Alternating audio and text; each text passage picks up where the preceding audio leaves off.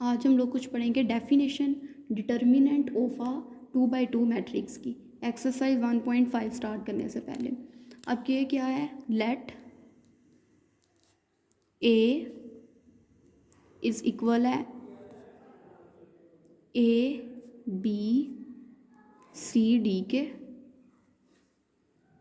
B a 2x2 matrix.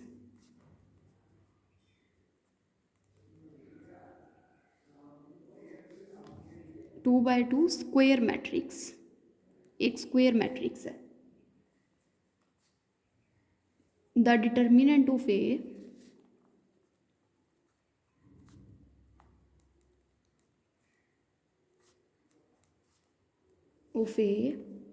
Denoted by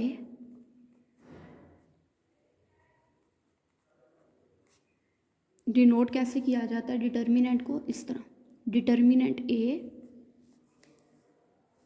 या फिर इस तरह डिनोट किया जाता है ए का डिटर्मिनेंट लेना हो तो, और इसे डिफाइंड किया जाता है, इज डिफाइंड एज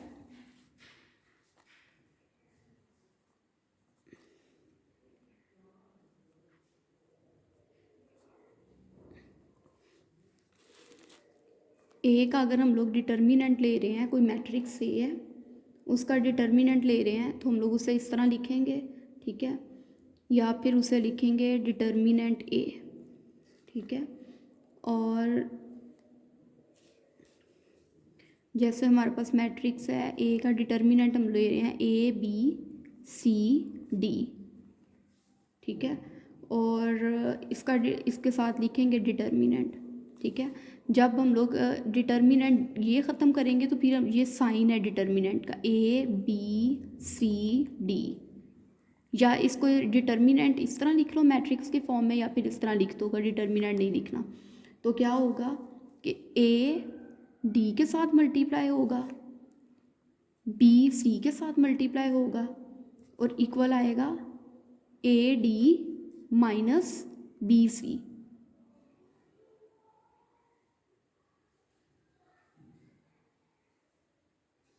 ये किसी चीज़ की इक्वल ले लेते हैं, किसी कांस्टेंट के, वो कुछ भी हो सकता है, कोई भी आंसर आ सकता है। जैसे हमारे पास एक एग्जाम्पल है,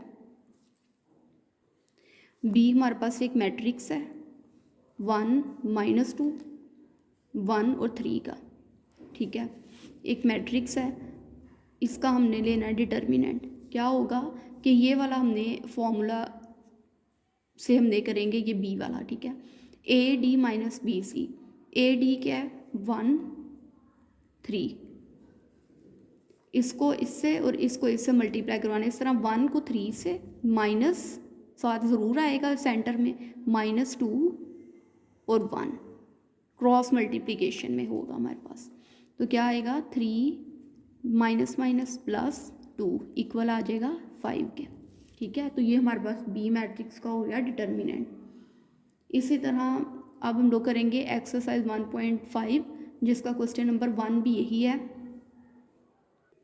हमारे पास एक्सरसाइज 1.5 का क्वेश्चन नंबर 1 है,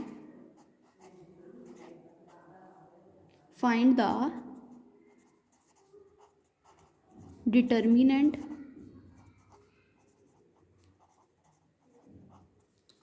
ऑफ द फॉलोइंग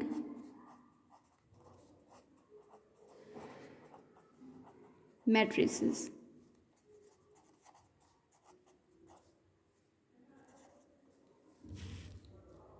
मैट्रिक्स क्या है हमारे पास, ए एक हमारे पास मैट्रिक्स है 1 0, ठीक है।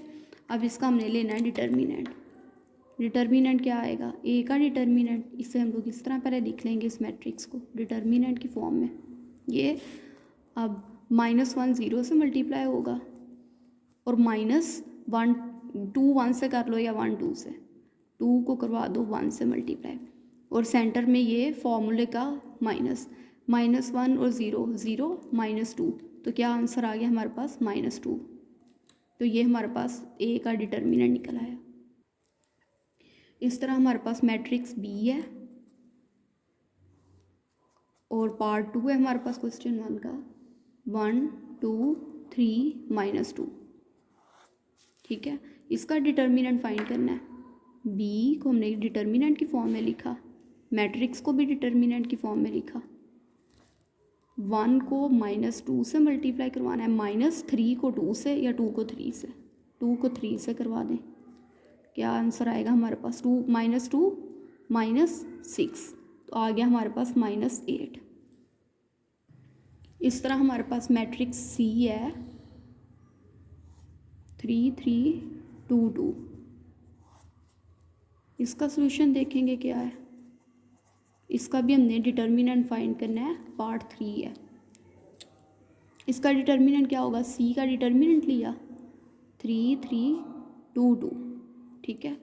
डिटर्मिनेंट लेंगे, 3 को 2 से मल्टीप्लाई करवाया 6, कर लेते हैं 3 2 के साथ मल्टीप्लाई हुआ माइनस, फिर 3 2 के साथ हुआ, क्या आ गया? 6 -6, तो ये हो गया 0। सी का डिटर्मिनेंट हमारे पास आ गया 0। इस तरह हमारे पास है पार्ट 4, उसका भी डिटर्मिनेंट फाइंड करना है, 3 1 2 4, ठीक। अब हमारे पास क्या डिटर्मिनेंट है इसका? डी का डिटर्मिनेंट है हमारे पास 3 1 2 4। इस फॉर्म में लिखा है इसे, 3 को 4 से मल्टीप्लाई करवाना है, -1 को 2 से करवाना है, सेंटर में माइनस जरूर आएगा, 12 - 2 = 10। तो ये हमारे पास आ गया डी का डिटर्मिनेंट। इस तरह हमारे पास क्वेश्चन 1 के चार पार्ट थे और कंप्लीट हो गए। अब क्वेश्चन 2 स्टार्ट करने से पहले हम लोग कुछ डेफिनेशन पढ़ेंगे, जिसमें हमने क्वेश्चन 2 में यही फाइंड करना है कि सिंगुलर और नॉन सिंगुलर क्या होते हैं, मैट्रिक्स क्या होते हैं, सिंगुलर और non singular.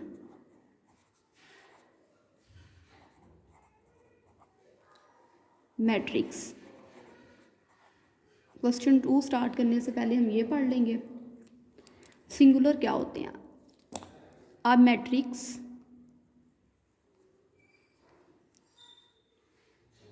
Square matrix A is called singular, highlight कर देते हैं, सिंगुलर की डेफिनेशन के मुताबिक कर रहे हैं तो singular if the determinant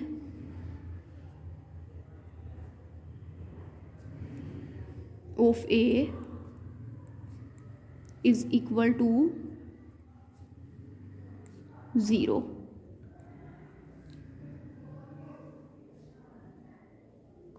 determinant A 0 आ जाए, एक ऐसा स्क्वायर मैट्रिक्स जिसका हम डिटर्मिनेंट लें तो वो 0 के इक्वल आ जाए, तो ऐसे मैट्रिक्स कौन से होते हैं? सिंगुलर मैट्रिक्स, ठीक है। अब हमारे पास है नॉन सिंगुलर। नॉन सिंगुलर की डेफिनेशन क्या है? A matrix, a square matrix,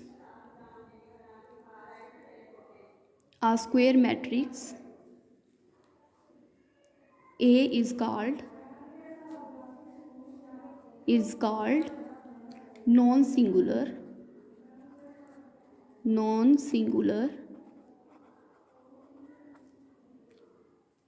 if the determinant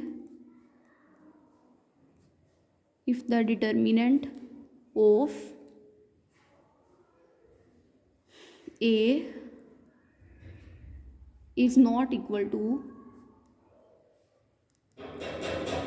0,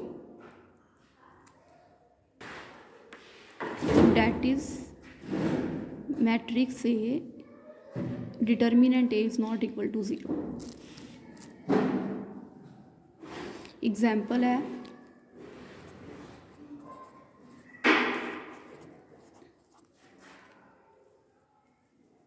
A एक मैट्रिक्स है,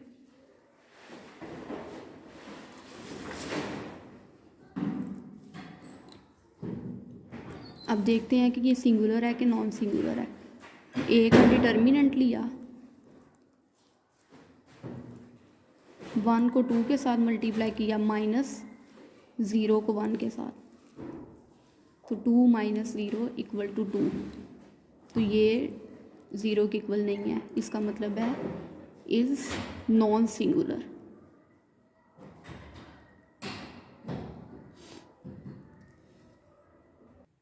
क्वेश्चन नंबर 2 है हमारे पास, find which of the following matrices are singular और non singular.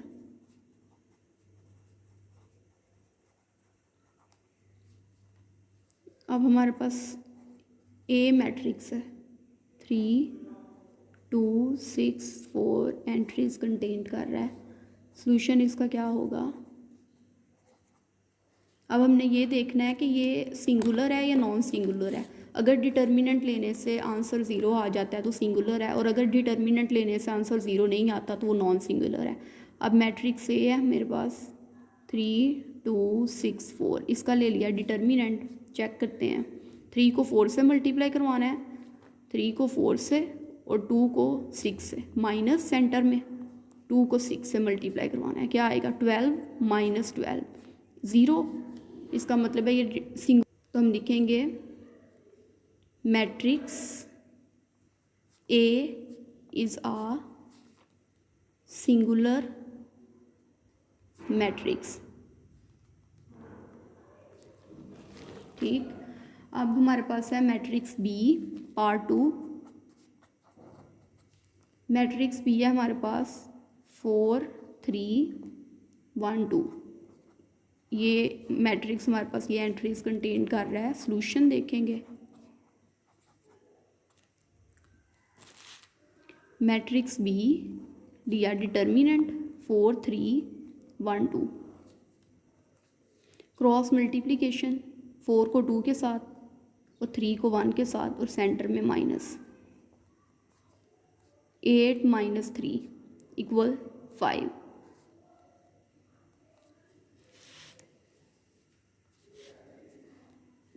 Matrix B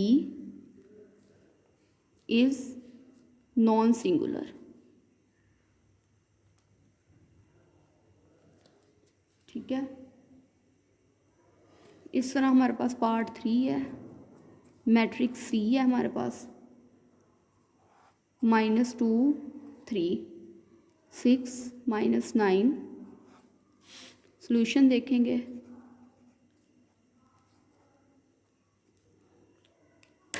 matrix सी का डिटर्मिनेंट लेंगे हम लोग,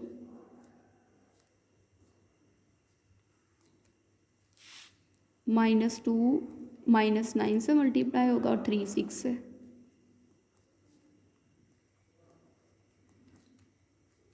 18 -18 इक्वल टू 0।